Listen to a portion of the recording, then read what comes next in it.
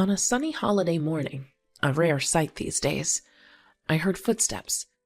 Entering the living room were Kevin and Elizabeth. They came in with loads of baggage, breathing heavily, but upon seeing me, they put on sarcastic smiles and dropped a bombshell. "From today, we're moving in with you. If you don't like it, divorce me and leave." Ignoring my shock, Kevin and the others started spreading their belongings in the living room. Then Stella, who looked apologetic, followed. I quietly opened my mouth. "It's okay, but are you sure? I mean, Huh?" Kevin turned pale upon hearing me, and then he dashed out of the house. A few minutes later, he called. When I answered, he began shouting so loud it could be heard where Elizabeth was. "Are you kidding me? Why didn't you say anything?" "Oh, I thought I mentioned it before." After a pause, Kevin said, "Anyway, I'm coming back," and abruptly hung up. Elizabeth looked like she might faint at Kevin's yelling. "I'm looking forward to Kevin coming back," I said. At my words, Elizabeth's shoulders twitched in surprise. "Brace yourself. The retaliation starts now. I'm Madison, a 45-year-old office worker. Last year, I was transferred to a busy department and have been incredibly busy since. I married Kevin when I was 40. We met at a company year-end party where Kevin was invited as a guest. As his hostess, we hit it off, being from the same hometown. Kevin, 5 years my senior, was the assertive type and a godsend to me, who had almost given up on marriage as I approached 40. We married after dating for a year. No wedding ceremony, as he said it was a waste, which left me a bit sad. But in retrospect, I should have reconsidered the marriage then. "Hey, you slacked off on laundry again, didn't you?" Kevin is what you'd call a henpecked husband. Having lived alone before marriage, he could do household chores. Men shouldn't do housework, but he refused, saying, "I planned to do it tonight since I got home late from overtime," I replied. Coming home to be yelled at only exhausted me more. Kevin, displeased with my attitude, began to angrily raise his eyebrows. "Don't talk back, wife. Who do you think provides the food you eat?" Honestly, I earn more than Kevin. When we married, he knew this and chose a dual-income lifestyle. But a year into the marriage, he seemed to have completely forgotten. Initially, I argued back, but as Kevin got more heated and yelled more, I started apologizing quickly just to keep the peace. "I'm sorry. It was my fault." "Do you really think so?" "Yes, thank you. It's because of your hard work that we can live this life." Saying so would satisfy Kevin. Then he would hum a tune and go take a bath. At first, I found his henpecked behavior manly, but after 3 years, I was fed up. Yet I didn't choose divorce because my in-laws were wonderful people. I'd go out to lunch with my mother-in-law Mia once a month, and my father-in-law Ricky gave me birthday gifts. When at the in-laws' house, Kevin was kind and smiled, and we had pleasant times. My own parents died early, so my kind in-laws were as important as real parents. That's why I hesitated on divorce. But there was something I couldn't tolerate. It was Elizabeth, Kevin's sister-in-law who lived nearby. Elizabeth, divorced due to her infidelity, now lives alone in an apartment. Apparently, the reason for the divorce was Elizabeth's affair. Since hearing of this, I disliked her. Elizabeth disliked me too, bad-mouthing me even in front of Kevin, who doted on her and joined in rather than reprimanding her. Elizabeth had a daughter, Stella, whose custody belonged to her ex-husband. Stella, the spitting image of Elizabeth, but completely different in character, was a very good girl. Stella used to come visit Elizabeth about twice a month. Each time, Elizabeth would bring Stella to our house. "Just a minute, Madison. Please feed Stella something delicious. I'm heading out now." So suddenly. "Thanks. Bye." Elizabeth would rattle this off one-sidedly and leave without waiting for my reply. Each time, Stella would apologize. I couldn't ignore such an honest girl like Stella, so I ended up feeding her and taking her to various places. "Madison, thank you always." "It's okay. Did you have fun?" "Yes, it was really fun." Can I come again? Of course. Asking me timidly while watching my face, I couldn't say no to Stella. Plus, I didn't have children of my own, so I found Stella endearing. But I thought it wasn't good that Elizabeth, her real mom, was never there for Stella's visits, so I decided to ask Kevin. Hey, whenever Stella comes, Elizabeth is never around. Can't she spend a little more time with her? I meant only well for Stella, but Kevin didn't take it that way. His face turned red in an instant, and with a look of anger, he yelled at me. Elizabeth is hurt from her divorce. Unlike you, she's delicate. And yet you blame her? No, it's not like that. Just wondering where she goes every time after dropping Stella off. There's no need for you to know. Just shut up and listen. I stopped talking further to Kevin, who wouldn't listen at all. After a few apologies, a calmed Kevin suddenly started preparing to go out. I'm heading out. Where are you going? It's my business. You just stay quiet and say, have a nice day. Kevin yelled that and slammed the door as he left. Alone in the quiet room, I cried. And then I seriously began to consider divorce. Though I thought of divorce, I hadn't made up my mind because of the in-laws. Amidst this, Mia invited me for lunch, and I decided to go out after a long time. Where are you going on your day off? I'm going to lunch with Kevin's mom. With Mom? You better not talk about Elizabeth. Why not? I asked back, not understanding his words. Kevin shouted in irritation. Can't you think a little? You really are stupid. Just go already, and don't talk about Elizabeth. Without waiting for my reply, Kevin pushed me out of the house.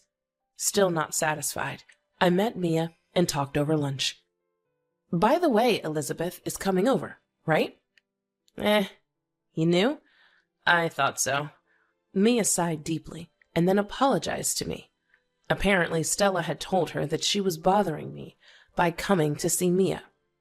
I thought I raised her strictly, but maybe it's a reaction.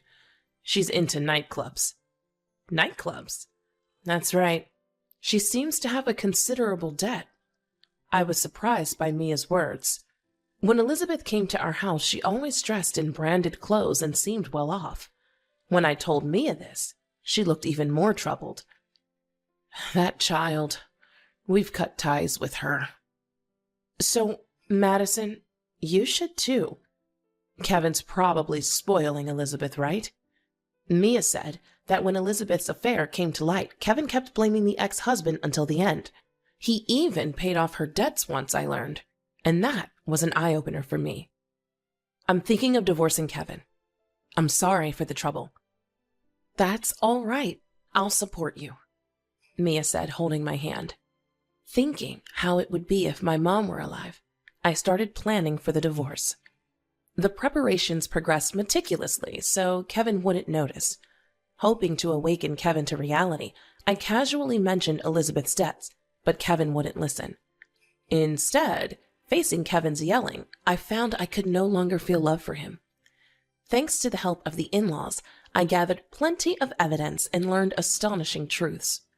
Then, the day of action arrived unexpectedly. On a sunny holiday morning, rare these days, I heard footsteps. Entering the living room were Kevin and Elizabeth. They came in with loads of baggage, breathing heavily, but upon seeing me, they put on sarcastic smiles and dropped a bombshell. We're moving in with you, starting today. If you don't like it, divorce me and leave. Ignoring my shock, Kevin and the others started spreading their belongings in the living room. Then Stella, looking apologetic, followed. I quietly spoke. It's okay. But are you sure? I mean, she... Huh? Kevin turned pale upon hearing me, and then he dashed out of the house. A few minutes later, he called. When I answered, he began shouting so loud it could be heard where Elizabeth was. Are you kidding me? Why didn't you say anything?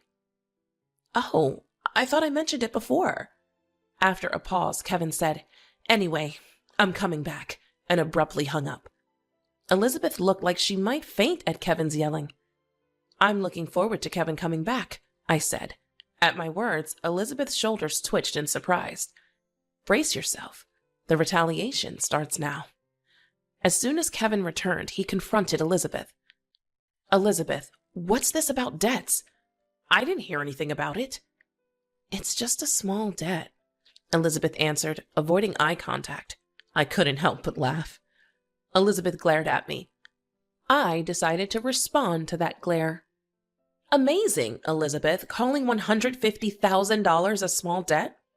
I couldn't say that about such a high amount. Rich people are different.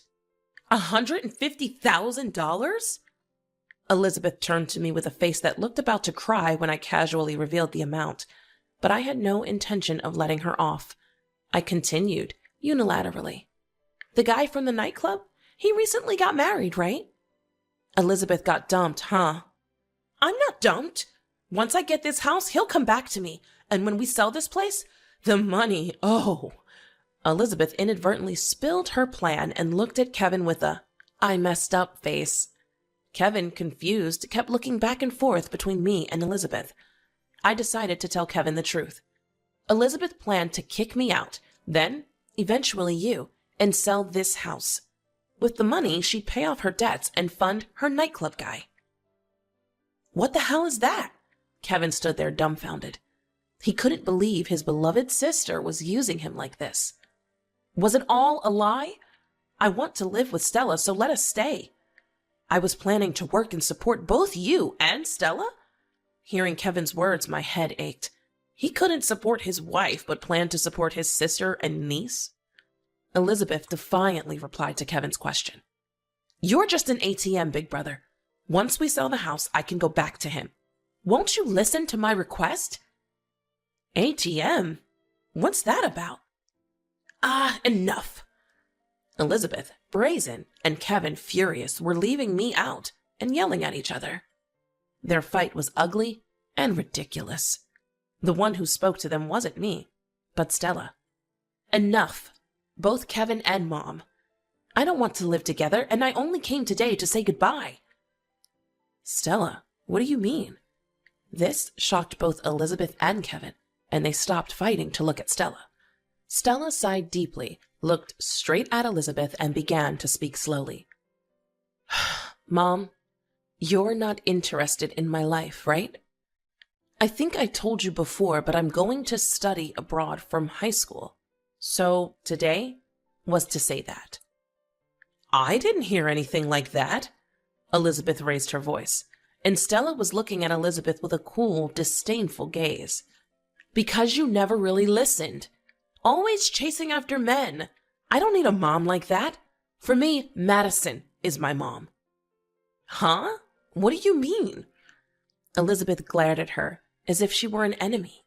But I was just as surprised. Stella came up to me and hugged me. Thank you for holding my hand, for the delicious meals, and for listening and taking me places. You felt like a real mom. Stella's words warmed my heart.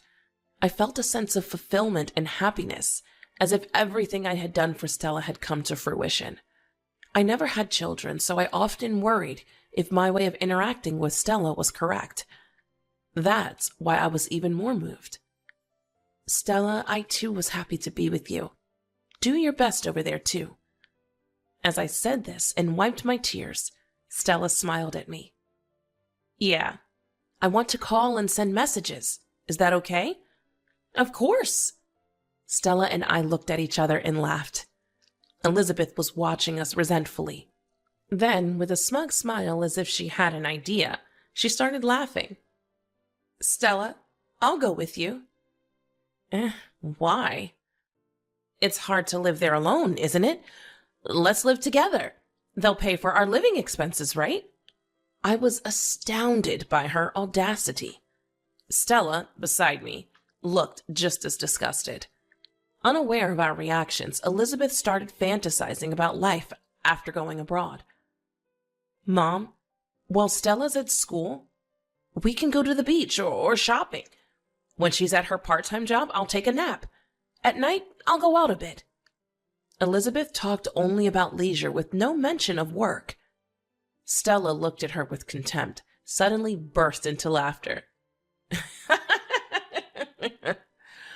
What's so funny? It's hilarious. Why would I want to live with you? Besides, I'm going to be in a dormitory, so you can't come. Elizabeth's face turned red with anger, but Stella didn't stop there. Just as Elizabeth was about to lash out at Stella, an interruption came. Enough already! Dad? Ricky suddenly appeared in the living room, surprising Elizabeth. Beside him was Mia, her eyebrows raised in anger. Coming here after hearing from Madison, and what do I find? How long will you keep troubling others, Elizabeth? Mom, this is a misunderstanding. Stella decided this on her own. In the middle of Elizabeth's words, Mia approached her and raised her hand. A loud sound echoed in the living room, followed by silence. The first to speak was Elizabeth. That's awful, to hit me, Mia retorted sharply. You deserve it. I was wrong to leave you alone after causing trouble to Madison. We've arranged for you to stay with a relative. We're going there now. Elizabeth turned pale and looked to Kevin for help, but he averted his gaze, feeling betrayed. Left isolated and despairing, Elizabeth was led out of our house by Ricky. Hey, I'm sorry. I should have listened to Madison more. I'll listen from now on. What a naive thought, Mia retorted to Kevin's casual words. To the surprised Kevin, Mia continued emotionlessly. I told you before not to involve yourself with Elizabeth, even more so if you're married, but you didn't listen. Now the only choice is divorce. Kevin looked at me, pale-faced. I smiled at him. Then, feeling slightly relieved, I prepared to drop the bombshell. Let's get a divorce. I'll also claim alimony for your verbal abuse. And let's see, maybe for infidelity too. Infidelity? What are you talking about? Kevin stumbled over his words, trying to feign ignorance. I felt pathetic for once, thinking such a man was reliable. I pulled out several photos from my bag. You recognize this woman, don't you? Did you take secret photos? If someone's doing something they shouldn't, isn't it their fault? Kevin, seemingly out of excuses, just stayed silent, looking frustrated. I laid out the documents and had him sign them. After everything was finalized, I spoke to Kevin with a smile. Thank you for everything. Though I made more money, did all the housework, and handled everything else, it was me who took care of everything. So take care. Don't forget the payments. Kevin had nothing more to say to my words. I said goodbye to Mia and left our house. I arranged to pick up my belongings later and stayed at a nearby hotel after dropping Stella off at her home. A clean room, a soft bed, and a space without anyone to complain. That's when I finally regained my freedom after 5 years. The next day, I promptly filed for divorce and became truly free. Mia called to apologize and assure that Kevin would deposit the alimony within a week, which he did, in full. Since Kevin had little savings due to giving money to Elizabeth, the in-laws had paid the alimony in advance. Regarding this, they'll get Kevin to repay it in full, so don't worry, they told me. Kevin lost his job and was sent to live with a different relative. He ended up on a farm, working from dawn to dusk, without holidays. Escape was impossible without a car, and the mountain roads were too much for Kevin, who had never driven them. I thought it was tough, but didn't feel sorry for him. Kevin's affair partner was a club girl who only saw him as a paying customer. She didn't even know he was married and apologized when I met her. She even returned the branded bags Kevin had given her, which I sold and used the money for lunches with Stella. Elizabeth was sent to live with relatives near the sea, working from sunrise every day. Her once well-maintained hair and nails were now completely ruined. Apparently, she had fallen behind on child support payments for Stella, and the relatives had covered it, so now she worked unpaid. I could only hope she might change her ways. Stella, meanwhile, successfully went abroad and now lives in an overseas dormitory. She's gotten close to a girl she shares a room with, and I receive messages about their daily adventures. She's planning to bring her friend during a long break, and I've agreed to host them for sightseeing. As for me, my days are still busy, but without the marriage, my chores are halved. And there's no one to complain.